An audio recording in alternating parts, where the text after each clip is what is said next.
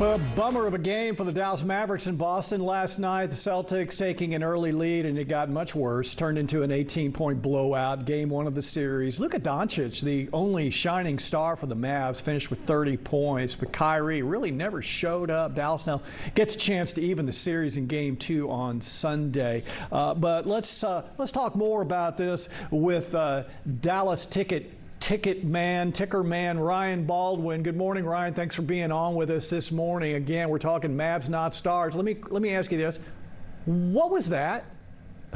That was the Boston Celtics being everything as advertised and more.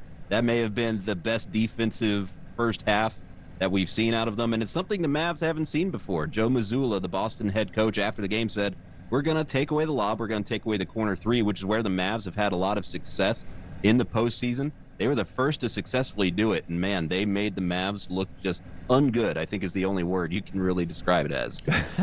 Well, right there we're just seeing Kristaps Porzingis knocking down threes, blocking shots, playing deep perimeter defense, playing crazy defense. Where did that come from?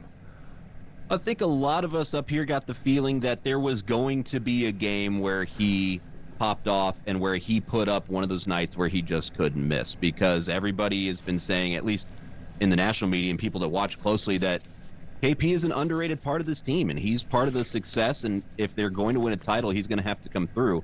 Now, I don't think any of us were expecting it in game one. I think we were all kind of hoping to be game 4 or 5, because this kind of primes him for another one down the stretch.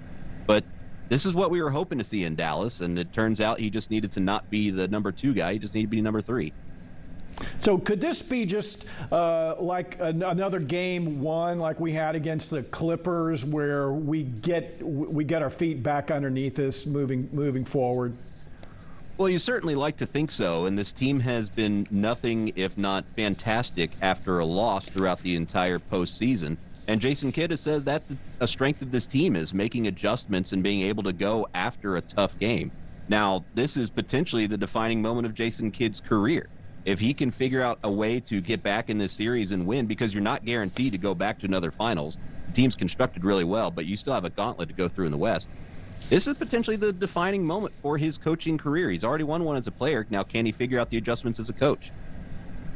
Yeah, are the Celtics that good? I mean, look, they won, 64 games this year. Are they just really that good? I think they are, and I think they are really good defensively, because you saw in the past, even the really good defensive teams like Minnesota, Luka Doncic was able to drive into the paint and kind of draw a double team, but the Celtics are more than happy to go one-on-one with Luka, and they do it really well. It takes away all of that strength that Luka has to draw double teams and always find the open man. That's just not an option. I think that's the biggest strength for Boston in this series, is they are just that good defensively, let alone on the offense. Anybody can score on any given night. Well, I guess Jason Kidd will have to motivate the troops, and they will have to rebound on Sunday night. Dallas ticker man Ryan Baldwin, as always, thanks for being on with us, and hope to have you on again soon, talking about a win. Okay, time now for us to take a quick break. We'll have weather on your ones when we come back, and much more news to come. Y'all stick around. We'll be right back.